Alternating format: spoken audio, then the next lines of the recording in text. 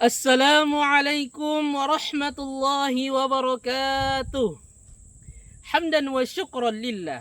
Salatan wa salaman ala rasulillah. Amma ba'du. Ma'asyiral muslimin wal muslimat, para pencinta Al-Quran dan seluruh keluarga besar LPPTK ABK Permi dimanapun berada, yang insya Allah dirindukan oleh surga dan dirahmati oleh Allah subhanahu wa ta'ala. Amin ya rabbal alamin. Alhamdulillah, pada kesempatan ini kita masih berada di nuansa bulan suci Ramadan. Namun tidak lama lagi Ramadan akan meninggalkan kita semua. Kita sebagai hamba Allah subhanahu wa ta'ala yang mendapati bulan suci Ramadan, kita berharap mudah-mudahan kita meninggalkan bulan suci Ramadan, Allah subhanahu wa ta'ala mengampuni dosa-dosa kita walaupun banyak buih di lautan. Allah subhanahu mengampuninya ketika kita senantiasa meminta ampunan kepada Allah subhanahu wa ta'ala. Baik, dalam nuansa bulan suci Ramadan ini, kita tidak lepas juga daripada kenikmatan-kenikmatan yang diberikan Allah subhanahu wa ta'ala. Untuk itu tema tausiah kali ini yaitu mensyukuri nikmat Allah subhanahu wa ta'ala. Allah subhanahu wa ta'ala berfirman dalam Al-Quran, A'udzu billahi minasyaitonir rajim. Bismillahirrahmanirrahim. La in syakartum la azidannakum wa la in kafartum azabi lasyadid.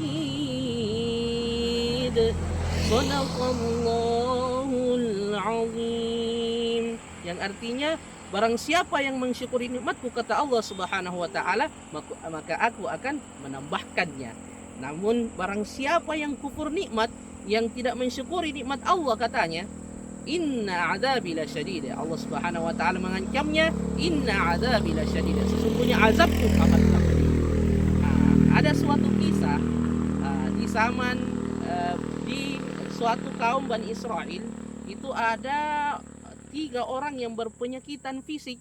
Yang pertama ada yang sakit kusta, penyakit kulit, kemudian penyakit botak, kemudian ada yang berpenyakit buta.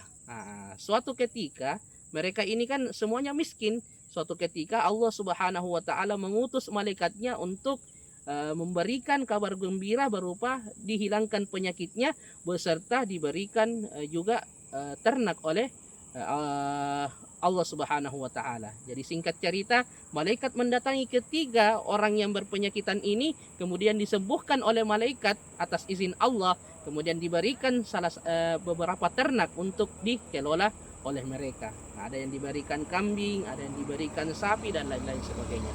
Singkat cerita, setelah bertahun-tahun lamanya,